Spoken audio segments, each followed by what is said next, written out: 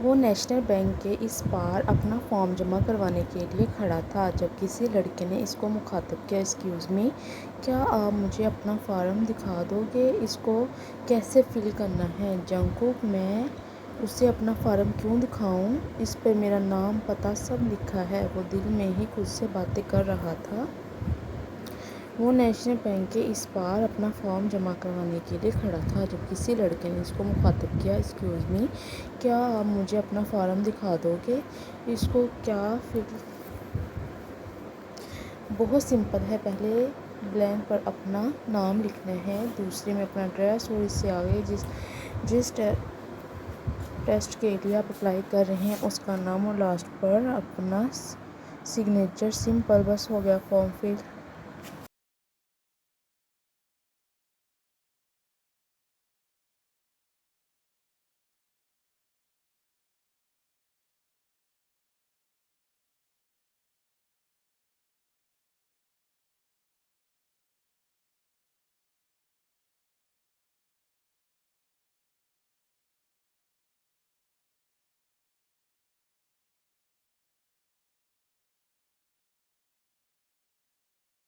جنگکوک اپنی باری آنے پر فارم جمع کروا رہا تھا اور وہاں پڑے چیئر ٹیبل پر پاس آ کر کھڑا ہو گیا، اور وہاں پہلے سے کچھ لڑکے لڑکیاں اپنا فارم فل کر رہے تھے۔ آہستہ آہستہ رش بڑھ رہا تھا۔ اس نے رش دیکھ کر شکر ادا کیا کہ اس نے ٹائم سے آ کر اپنا کام کر لیا۔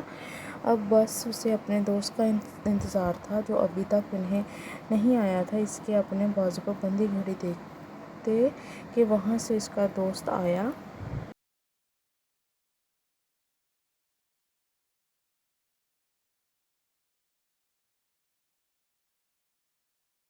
سوری پلیز سوری، باہر بہت رش تھا، میں لیٹ ہو گیا ہوں یار، آئی ایم سوری۔ تو یار تم ایک میسج بھی کر سکتے تھے، میں کب سے یہاں تمہارے لیے پریشان ہو رہا ہوں۔ مسٹر جیون، جنگکوک اپنا پیارا سا موبائل فون باہر نکال لے اور دیکھ لے، میں نے ایک نہیں 10 میسج کیے ہیں لیکن آپ نے نہیں دیکھا۔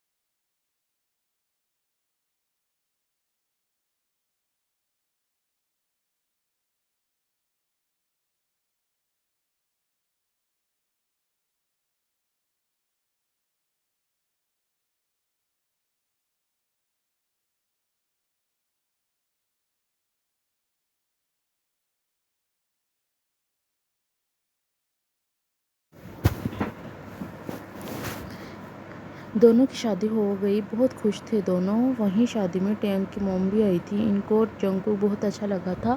جنگکوک اپنی ماما ساتھ گیا تھا شادی میں۔ کچھ دن بعد ٹینگ کی ماما رشتہ لے آتی ہیں، لیکن جنگکوک کو نہیں پتا ہوتا یہ کون ہے۔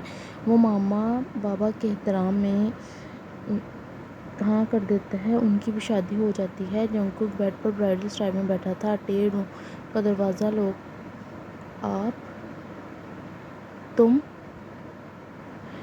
آپ ہو میرے ہسبینڈ، میں نے آپ کو بہت ڈھونڈا۔